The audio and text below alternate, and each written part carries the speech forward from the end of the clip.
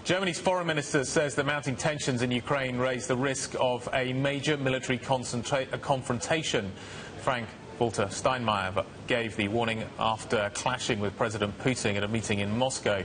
Vladimir Chizhov joins us now from Brussels. He is Russia's ambassador to the EU and correctly predicted that Russia would evade economic sanctions at the last EU meeting. Ryan Chilcott, my colleague, also with us. Good morning to you, Mr. Ambassador. Can I just ask you a very quick question, first of all? The story at the G20 was that Vladimir Putin, your president, was not well received by other members of the G20, and as a result of which left early. How big a mental game changer was that, do you think, for those who make policy in Moscow? Well, I don't think this was a particular game changer, and I certainly don't think that President Putin left before actually the summit ended because of a cool reception or something like that. He actually explained the reason himself, and before he left, he spoke to the host, the Australian Prime Minister, and explained his reasons. Okay. I'm just curious because my sense is that Russia would like to have the rest of the world perceive it as a great power. The commentary that was delivered to your president at that meeting did not imply great power status. Well, Russia, whether somebody wants it or not, is a great power by virtue of its history, of its size, of its resources, of its human potential. So what other people think of Russia is secondary. Ambassador Ryan Chilcott here. You correctly predicted that Russia would evade economic sanctions when the EU foreign ministers gathered in Brussels on Monday. Now people are looking forward to December the 18th when the EU heads of state gather. Do you expect there are going to be new sanctions imposed against Russia there? And, you recently said that you think that the European Union is running out of the political will and capability to impose new sanctions against Moscow. I was hoping you could elaborate on that. Well, I'll try to explain my line of thinking. As you perhaps know, the way the European Union works is through taking such important decisions on a consensus basis, a consensus of 28 member states. My understanding of the current mood in the European Union among its member states is that today there is no consensus on abolishing the sanctions altogether, but there is no consensus on increasing that pressure either. Have you heard any? I've lost you. Yeah, no. Have you heard any EU countries suggest that they, recently that they don't support sanctions, a changing of the tide? I mean, I'm just wondering, when you say that you don't see the political will there, which leaders you're talking about? Well, I've seen some public statements. So have you, if you read them. By several leaders and foreign ministers saying that it's not that the tide has changed, it's that the sanctions have proved to be quite ineffective. If I could ask you, I think that's a very arguable point, but if we leave it there and move on to the situation in the east of Ukraine. I mean, one of the things that we've seen over the last couple of days is the authorities in Kiev have decided to cut off that part of the country financially, right? Banks can't provide financial services. Financial aid from the government isn't going there. There may even be no gas supplies to the area. Is Russia going to step in, now that it's effectively supporting in some way, at least rhetorically, the rebels there to help the people in eastern Ukraine?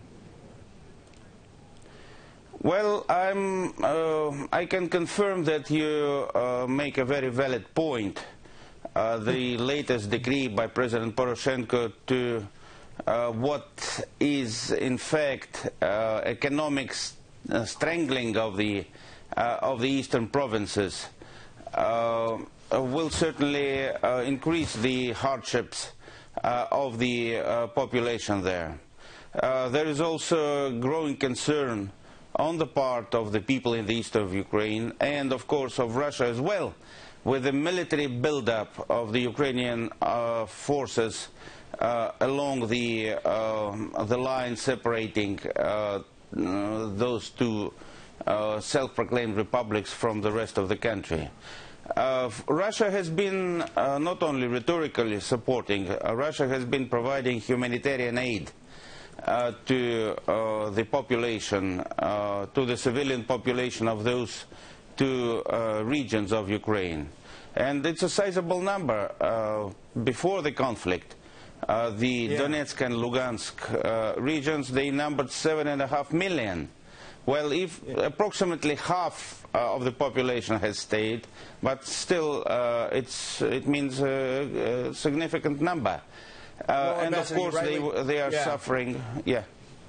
Well, you rightly point out that Russia is helping in more ways than just rhetorically. Obviously, you're well aware that NATO and Kiev and many independent journalists that have been to the east of the country say that Russia is supporting the rebels with troops and supplies, as you know.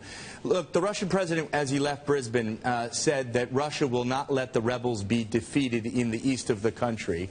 I was hoping you might be able to elaborate exactly what the Russian president meant. Does that mean that if necessary, Russia is prepared to overtly, militarily intervene? Well, first of all, Russia is not militarily present in those areas. No one, including NATO and any other source that you mentioned, no one has ever provided any credible evidence to the contrary. And logically speaking, can you imagine that ostensibly thousands of Russian troops would not have suffered casualties and would not have had some prisoners taken by the Ukrainian forces? None has been shown, none has been proved. What my president evidently meant, that Russia will use all its diplomatic potential, all its political resource to prevent a military, an attempt at a military solution of the Ukrainian crisis. The need for a political solution is something that we share with the European Union. That was confirmed by Minister Steinmeier, whom you referred to earlier. With the United States and others, the only way to a solution is a political one, through negotiations. That's why we support the Minsk process. We stress the need for all parties to fulfill their commitments on the basis of that protocol. Kiev has been lagging behind in that respect, actually violating its own commitments with the decree on the economic strangling of the East that you referred to, and also with the withdrawal of the law on special status. Ambassador, can I just, we're going to wrap this conversation up by talking about the economy. Earlier on in the conversation you said that sanctions are having no meaningful effect on the Russian economy right now. Can I just... I didn't say that. Just get your...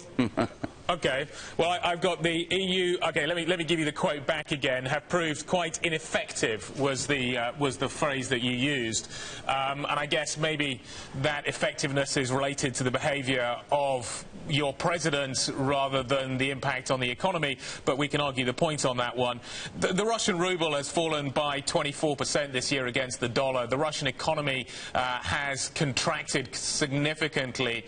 Can I just clarify the point? You are saying that contraction, that reaction in dollar-ruble, that's nothing to do with what is happening on the sanctions. You don't feel that those sanctions are having a meaningful impact into the financial markets and into your own economy?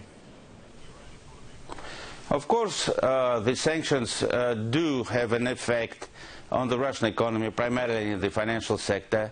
But, you know, the fall of the ruble, or the decline of the ruble rather, has somewhat compensated for the fall of the world price on oil. Actually, the price for a barrel of oil measured in rubles has gone up. So the Russian budget has not suffered. And the Russian economy, let me assure you, has not contracted. It is actually faring somewhat better than the economy of the Eurozone.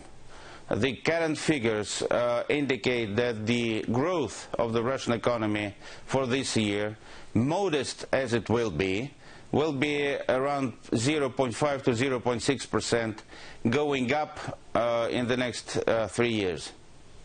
Okay.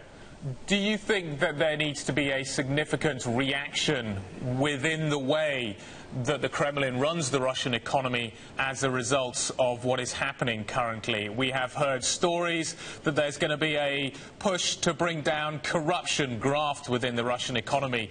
We hear that we're going to get announcements from the president. Can you confirm or deny that we are expecting some big announcements maybe coming through on the economy?